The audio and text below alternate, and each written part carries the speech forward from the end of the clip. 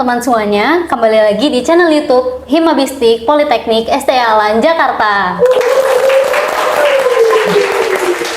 Di video kali ini, kami menampilkan segmen video podcast kembali dengan tema perjalanan karir anak ABSP.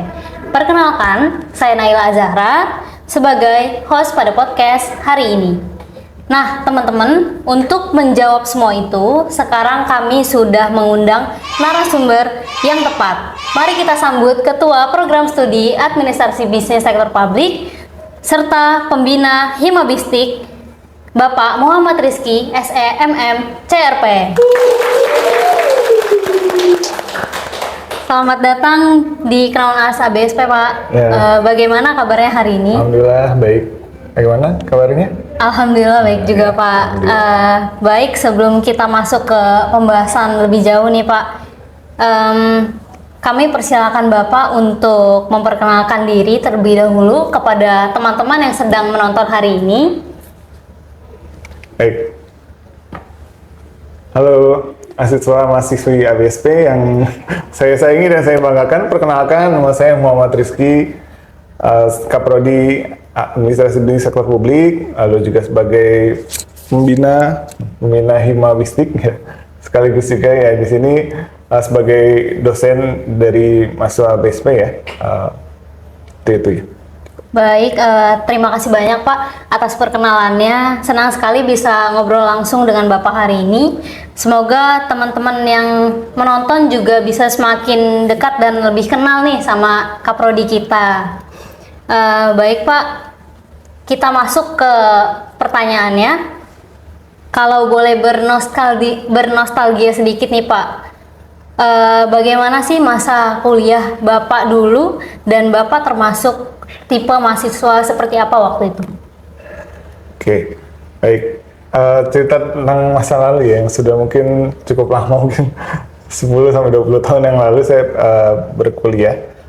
Ya, untuk saya sebagai mahasiswa pertama kali memang saya di semester awal ya saya akan fokus ya mengejar akademik gitu ya, karena masih berpikir bahwa sisi akademik itu memang berpengaruh sekali nanti ke kehidupan kita di berikutnya, karena nanti yang salah satu yang dilihat poinnya adalah pastinya IPK ya. Tapi setelah setahun atau setelah satu semester kemudian, semester 2 atau tahun kedua, terus saya sudah mulai berpikir apakah saya hanya kuliah aja gitu. Artinya memang saya berpikirnya adalah saya mahasiswa yang bisa dibilang cukup serius, tapi pada akhirnya aktif juga di organisasi ya, seperti di Hima sekarang ya. Kalau saya dulu mungkin namanya ya Himpunan Mahasiswa Prodi ya, akuntansi itu. Sama ada lagi himpunan mahasiswa jurusan juga. Maka untuk yang di akuntansi ya sebagai pengurus, tapi kalau untuk yang di jurusannya tidak.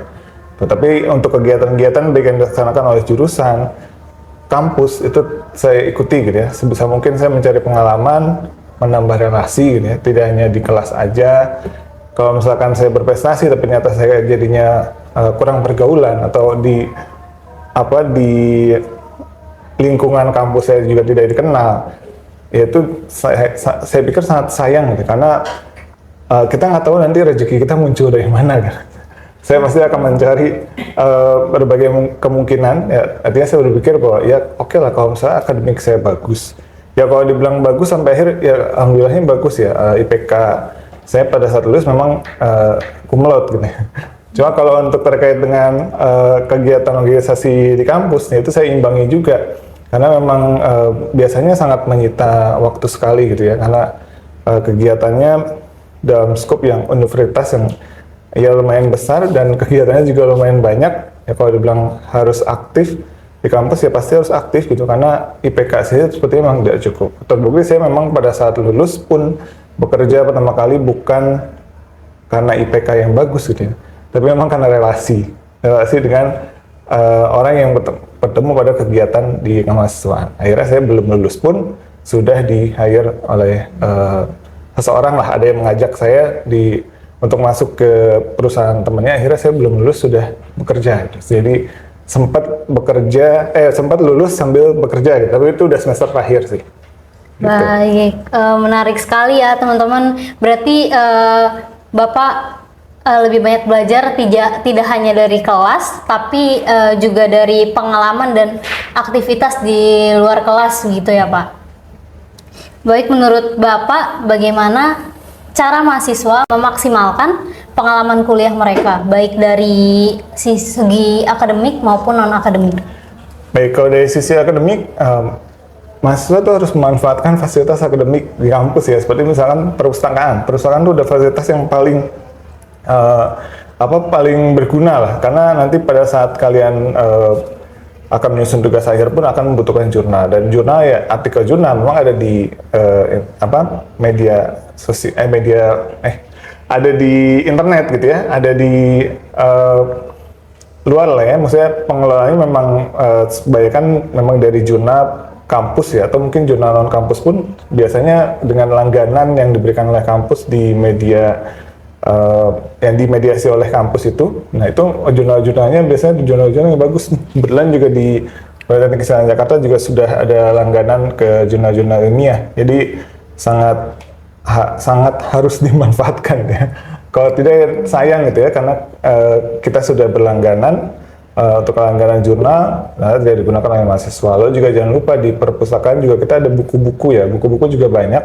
Nah itu jangan hanya membaca buku digital aja gitu ya, tapi buku yang ada di perpustakaan berupa fisik juga itu perlu dipinjam, karena lebih enak menurut saya tetap buku di perpustakaan yang berbentuk fisik. Kalau dari sisi non akademiknya, jangan lupa untuk mahasiswa itu bergabung di UKM sama seperti ini di Mabistik contohnya, kalau untuk yang prodi ABSP atau di UKM yang lain gitu, karena tadi ya relasi, baik lagi relasi pasti akan muncul dari sana. Lalu juga dengan kita join ke UKM, otomatis kita juga akan belajar teknik komunikasi, teknik bekerja sama dengan tim dan sebagainya gitu, yang tidak dipelajari secara langsung di kelas.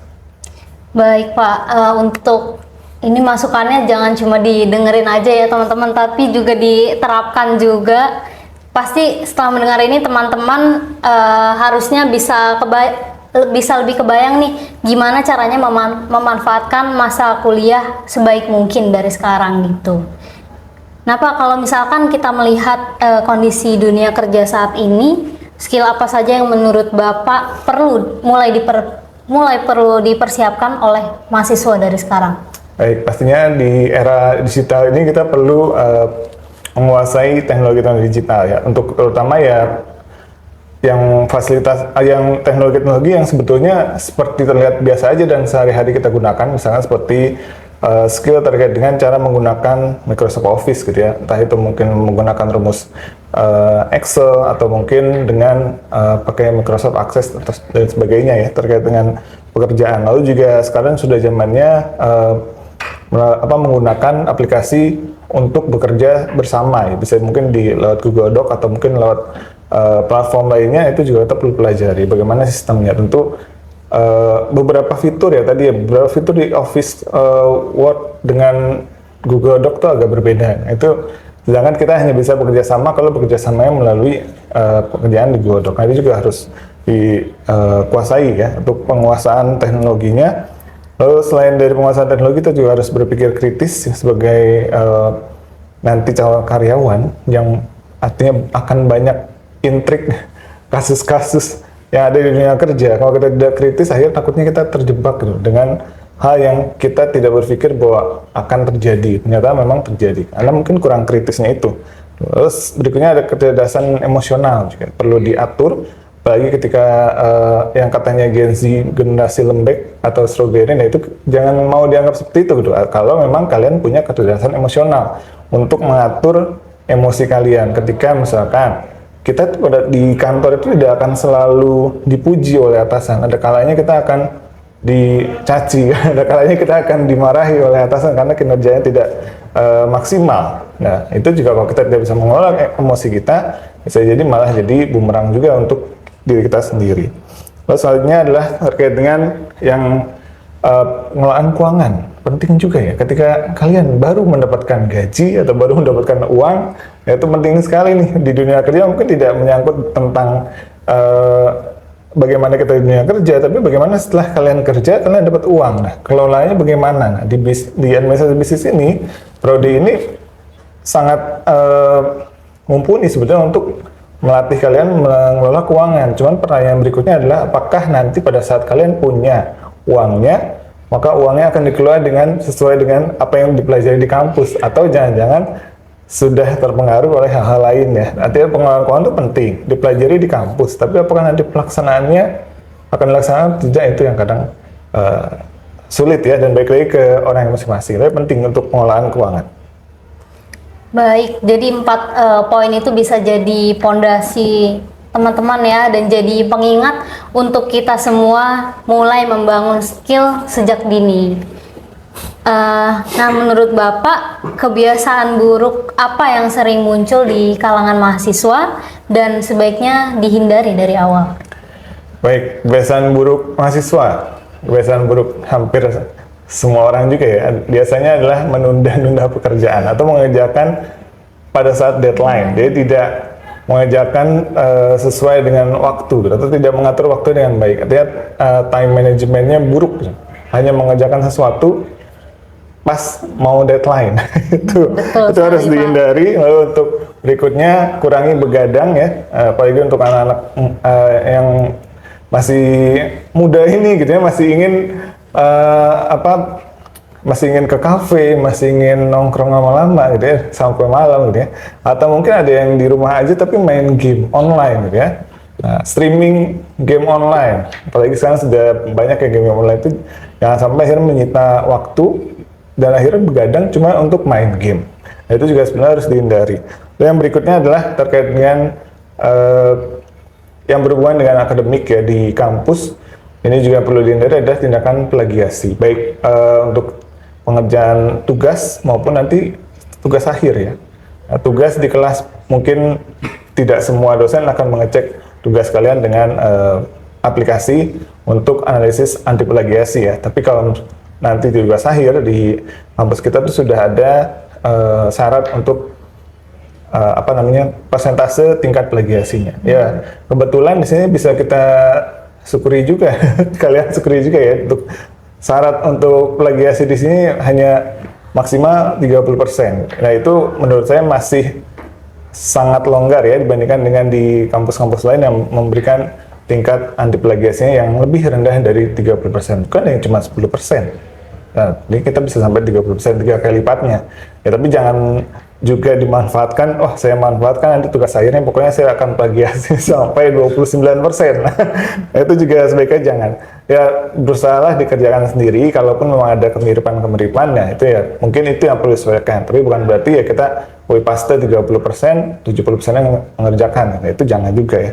Ya, hindari tindakan plagiarisme, karena itu juga akan berkaitan dengan hak cipta juga, nanti dampaknya bisa ke kasus hukum dan mungkin, sangat mungkin untuk dibatalkan gelar sarjananya kalau terbukti memang ada atau terbukti memang ternyata copy paste cuma misalkan gini, di parafrase dengan kata-kata yang memang berbeda secara kata tapi secara inti, secara maksud sama. Lalu ada orang yang merasa punya data itu, merasa punya karya itu, akhirnya protes, dan ternyata yang punya data itu sudah mendaftarkan hak ciptanya misalkan. Nah, itu akan bahaya sekali. Mungkin gelar sarjana kalian bisa dibatalkan kalau ada yang menuntut karena kalian plagiasi. Walaupun tadi ya plagiasi udah di bawah 30 kok, tapi ternyata pada saat dilihat 30-nya itu karena parafrase. Nah, itu juga bahaya tuh. Nah, bisa jadi tadi ya, paling fatalnya adalah ya bisa-bisa gelar sarjana kalian digagalkan gitu. Baik, setuju sekali Pak. Mungkin kelihatannya sepele, tapi kalau dibiasakan akan berdampak buruk di jangka panjang nanti. Tuh. Nah, kalau boleh kembali lagi ke masa kuliah Bapak lagi, ada tidak hal penting yang Bapak harap dulu Bapak bisa tahu ketika masih menjadi mahasiswa? Oke, sebetulnya kalau untuk yang belum saya lakukan, atau mungkin saya agak kalau dibilang menyesal, tidak boleh menyesal ya, karena memang yang sudah ada sekarang adalah ya saya, karena masa lalu saya seperti itu. Cuma kalau untuk terkait dengan apa sih yang memang mau dilakukan atau lebih baik dilakukan pada saat saya kuliah, mungkin saya mau fokusnya mencari kuliah dengan beasiswa gitu ya, mencari beasiswa, terus mencari beasiswa yang mungkin sampai ke luar negeri dan sebagainya gitu ya. Lalu lebih banyak mempelajari bahasa asing karena sekarang bahasa asing itu udah banyak yang menggunakan juga, dan kita kalau bekerja pun sekarang sudah hampir semua perusahaan menggunakan bahasa Inggris ya. Jadi ya minimal bahasa Inggris lah. Tapi kalau bahasa Inggris memang saya sudah pelajari. Bahasa-bahasa yang lain seperti bahasa Tiongkok, bahasa Jepang, bahasa Korea mungkin kalau sekarang, nah itu perlu tuh. Lalu selanjutnya paling untuk yang interaksi dengan mahasiswa-mahasiswa yang senior-senior itu juga saya merasa kurang banyak gitu. Saya hanya komunikasi dengan yang senior-senior di UKM aja gitu, bukan secara keseluruhan gitu. Padahal sebetulnya kan kesuksesan bukan hanya datang dari orang yang ikut UKM ya. Bisa jadi ada di orang yang tidak ikut UKM juga gitu. Ya itu sih paling. Baik, semoga dari pengalaman Bapak ini bisa menjadi refleksi buat teman-teman mahasiswa yang sekarang lagi menjalani prosesnya. Untuk selanjutnya nih Pak, dunia kerja sekarang kan sangat kompetitif. Menurut Bapak, apa yang sebaiknya mahasiswa persiapkan dari sekarang agar siap ketika lulus nanti? Yang perlu disiapkan untuk persiapan bekerja nanti, pertama adalah lakukan self-assessment gitu ya. Penting untuk mengenali diri sendiri, kenali kelemahan, kenali kekuatan gitu ya. Makanya saya bilang kelemahan dulu. Kenapa? Biasanya yang sulit itu adalah mencari kelemahan sendiri gitu ya. Kalau kekuatan merasanya, wah saya kuat atau saya lebih di segalanya gitu. Kelemahan tidak ada gitu. Padahal sebetulnya kelemahan juga penting. Tadi pentingnya untuk tahu diri. Jadi untuk kita sendiri perlu mengenali diri kita, dan kita juga harus mengenali juga potensi apa yang bisa kita kembangkan. Jadi untuk nanti bekerja contohnya potensi apa sih yang saya akan bisa kembangkan, maka nanti bekerja pun akan sesuai dengan potensi yang kita inginkan, potensi yang bisa kita kembangkan, dan akhirnya nanti ke pekerjaannya juga mungkin akan lebih sesuai gitu ya dengan apa yang kita inginkan. Ya baik lagi, kita kalau bekerja mungkin inginnya sesuai dengan passion. Tapi apakah itu akan terdapatkan, itu ya tergantung dari persiapan kita. Untuk yang berikutnya, bangun CV-nya atau portofolionya. Nah itu CV dan portofolio tidak hanya ditulis aja, tapi memang harus sudah dilaksanakan. Jadi bukan CV yang kita mengarang-arang. Hati-hati nih, kadang-kadang juga ada orang yang menuliskan hal-hal yang tidak pernah dilakukan di CV atau di portofolio. Nah itu sangat fatal akibatnya kalau sampai ketahuan oleh perusahaan yang kita lamar gitu ya, karena di situ sudah ada unsur berbohongnya. Dan jangan lupa juga HR atau HC, Human Capital atau Human Resource dari perusahaan-perusahaan itu biasanya punya link ya untuk saling komunikasi gitu. Jangan sampai kalian di blacklist di salah satu perusahaan karena berbohong dalam CV. Lalu selanjutnya adalah perluas jaringan ya. Tadi tidak hanya jaringan untuk di kampus gitu ya, juga perluas jaringan di dunia maya. Ya update lah aplikasi dengan aplikasi-aplikasi yang memang mendukung untuk pekerjaan seperti misalkan LinkedIn-nya. Nah itu dibuat real mungkin sebetulnya, teman lebih baik ya yang dicantumkan memang yang bagus-bagusnya gitu ya. Jadi memang dari sekarang dari aplikasi-aplikasi lamaran kerja itu memang tidak semuanya online, tapi banyak yang sudah membuka lamaran dengan cara online gitu. Jadi lebih baik juga dipersiapkan portofolionya secara online, diperbanyak koneksinya. Kalau misalkan perlu rekomendasi dari dosen atau mungkin dari orang yang penting yang ternyata akan mensupport LinkedIn kalian gitu, itu segera dikomunikasikan lah. Mulai dari ya nanti ya pada saat sudah mau lulus, nah itu dicek lagi. Ada biasanya rekomen sih, nah itu penting juga. Rekomen di dunia maya ya, bukan di aslinya. Baik, penjelasannya sangat jelas dan pasti sangat membantu. Ini tinggal bagaimana caranya kita menerapkannya dengan baik ya teman-teman. Dan mahasiswa pasti bakalan punya gambaran apa yang harus mereka persiapkan dari sekarang. Untuk pertanyaan terakhir nih Pak, boleh Bapak berikan pesan untuk mahasiswa baru, mahasiswa tingkat menengah, dan mahasiswa yang sudah hampir lulus atau mahasiswa tingkat akhir? Oke, baik. Untuk mahasiswa baru, jangan takut untuk mencoba hal-hal yang baru gitu ya. Di semester baru ini silahkan kalau memang tadi mau fokus dulu di kuliah semester 1, oke. Tapi semester 2 saya harap sudah mulai bergabung ke UKM, sudah mulai mencoba hal yang baru, gunakan kesempatan kalian berada di kampus, ya, jadi manfaatkan baik-baiknya kondisi saat kalian baru masuk gitu ya. Sebagai anak baru tuh banyak kelebihannya gitu ya, bisa dimanfaatkan bandingkan mungkin nanti yang tingkat sudah tingkat akhir gitu. Kalau tingkat akhir mulai sibuk dengan tugas-tugas ya. Kalau di tingkat awal mungkin ya tadi eksplorasi potensi, ikut UKM itu untuk eksplor potensi diri ya. Tidak hanya UKM di Hima aja, tapi mungkin di UKM olahraga, UKM seni, nah itu bisa kan untuk siapa tahu mungkin ternyata ada yang punya bakat menari yang muncul sebetulnya sudah ada bakatnya, cuma ternyata baru muncul pada saat ikut UKM dan latihan tari bersama teman-teman yang lain gitu. Jadi dimanfaatkan dulu tuh untuk yang mahasiswa baru. Kalau untuk mahasiswa yang sudah semester menengah nih, ya sebaiknya sering ikut lomba. Nah, sini karena tahapan kalian sudah di pertengahan, sudah punya sedikit ilmu yang bisa diterapkan, sudah punya ilmu juga yang bisa diadu gitu ya untuk mengikuti kompetisi. Lalu di sisi lain juga kalian di kampus belum terlalu sibuk gitu ya, maksudnya ya memang lebih sibuk mungkin daripada angkatan awal. Tapi kalau yang menengah ini lebih baik, nah seperti angkatan kamu nih, nah itu fokus kita cari lomba gitu ya, cari kegiatan yang memang bisa membangun portofolio diri kamu nanti gitu, karena nanti akan berguna untuk tadi menambah CV, menambah portofolio, atau menambah prestasi, atau mungkin mengajukan beasiswa. Sebenarnya saya bilang ya, dengan ada prestasi sangat mudah jadinya kita bisa berkompetisi dengan yang lain, misalkan dalam hal beasiswa prestasi akademik.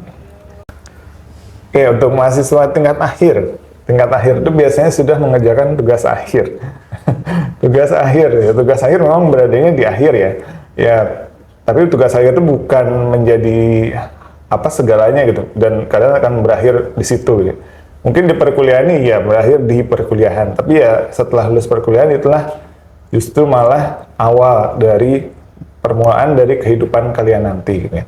Jadi persiapkan untuk kehidupan nanti di dunia kerja, persiapannya adalah di situ gitu ya, pada saat kuliah. Dan yang terakhir adalah kalian di semester akhir, tugas akhir yang memang harus dibuat sebaik mungkin. Nah, kalau bisa memang berguna untuk masyarakat atau mungkin untuk perusahaan yang menjadi objek penelitiannya, sehingga juga nanti perusahaannya bisa melihat bahwa kalian tuh ada potensi di situ, dan siapa tahu nanti mungkin jadi direktur pegawai di situ gitu ya.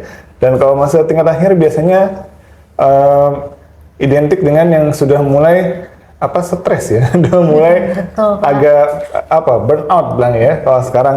Nah itu juga jangan lupa kita tadi ya kenali diri sendiri, istirahat kalau memang sudah diperlukan, jangan dipaksakan, jangan sampai tiba-tiba malah jadi sakit, atau mungkin ya tadi ya jangan-jangan ngerjain tugas akhir malah jadi diopname. Jadi kita perlu juga mengetahui kapasitas kita tadi, kapasitas diri kita sampai mana. Kalau memang waktunya kita istirahat, ya istirahatlah sejenak gitu ya. Jadi jangan terlalu dipaksakan ya. Time manajemennya penting, harus kerjakan tugas akhirnya sampai selesai. Tahapannya seperti apa? Kalau sudah kita lakukan sesuai dengan tahapannya, pastinya tidak akan ada yang namanya tadi ya burnout atau mungkin sakit karena keseringan mengerjakan tugas akhir gitu. Karena saya yakin sekali kalau tugas akhir itu biasanya mengerjakannya menjelang deadline juga, sama revisi diminta sama dosen, minggu depan revisi, konsultasi lagi, berikutnya nggak dikerjain tuh selama minggu depan, sampai minggu depan H-1 apa hari H-nya mau konsultasi baru dikerjain lagi. Akhirnya kan kalau H-1 baru dikerjain revisinya, ternyata dari dosen itu revisinya banyak, maka kalian mahasiswa pasti akan revisinya sampai tengah malam. Nah, udah sampai tengah malam, tidurnya sebentar, bangunnya kesiangan, akhirnya nggak jadi konsul sama meeting. Nah kok meetingnya jadinya jadinya kesel kan, janjian jam berapa, datangnya jam berapa, alasannya apa, bangun siang, karena apa, begadang pak ngerjain revisi, emang ngerjainnya kapan kan gitu ya. Jadi sebetulnya tadi ya harus manajemen waktunya memang harus harus yang benar-benar dijaga gitu, jangan sampai mengerjakan sesuatu yang mendadak gitu ya. Tadi time managementnya tidak bagus, jadi semuanya jadi gagal. Jadi gara-gara ya tadi mengerjakannya di akhir-akhir. Lalu juga ya tadi ya, lulus bukan akhir dari segalanya, tapi awal untuk memulai karir kalian. Jadi jangan lupa juga dengan kampus gitu ya. Kalau sudah sebagai alumni juga kalian membawa nama baik dari kampus.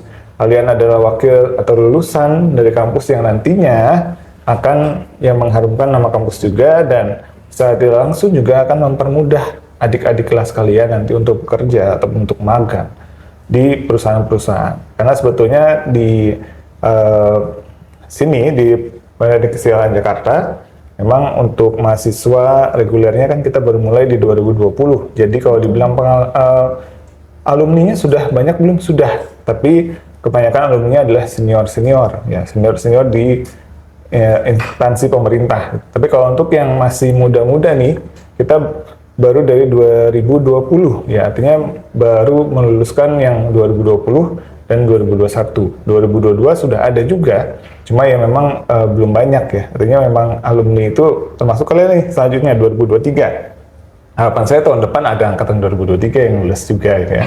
Lulus 7 semester itu adalah sebuah kebanggaan sih kalau menurut saya. Tapi ya bagi kalian ya sesuaikan aja dengan kapasitas tadi ya, jangan sampai saya bilang 7 semester lalu yang lain semua stres gitu. Oh, saya harus 7 semester, gimana caranya? Akhirnya tadi mungkin ngerjainnya sampai maksimal sekali, akhirnya sampai malah jatuh sakit gitu. Akhirnya ternyata malah jadi sakit parah gara-gara memaksakan diri yang tadi ya tidak mengetahui kapasitas diri dan akhirnya memaksakan diri sendiri untuk bisa mencapai targetnya. Oke. Pentingnya tadi kenali diri sendiri, batasi kita sampai kapan, sampai mana kita kuat, tapi gunakan manajemen waktu yang baik, dijadwalkan. Baik, intinya untuk semester awal teman-teman jangan malu untuk eksplorasi diri teman-teman, dan untuk semester yang menengah jangan lupa untuk join organisasi atau UKM, dan jangan lupa juga untuk terus mengeksplorasi diri juga. Untuk semester akhir